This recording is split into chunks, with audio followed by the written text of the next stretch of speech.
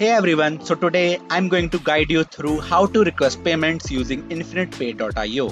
Whether you are collecting payments from clients or splitting bills with friends, InfinitePay.io makes it easy to send out payment requests. So let's dive in. First, log into your InfinitePay.io account using your username and password.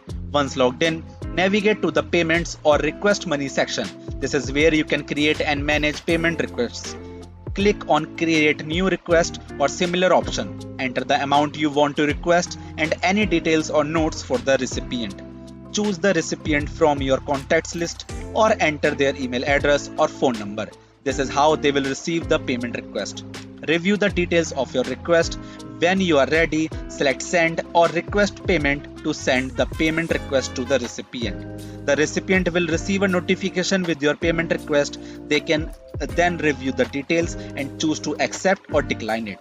And there you have it. You have successfully learned how to request payments using InfinitePay.io. Whether it's for business transactions or personal payments, InfinitePay.io offers a convenient way to manage payment requests. If you found this tutorial helpful, please give it a thumbs up and subscribe for more tips, and thanks for watching. And also, see you next time.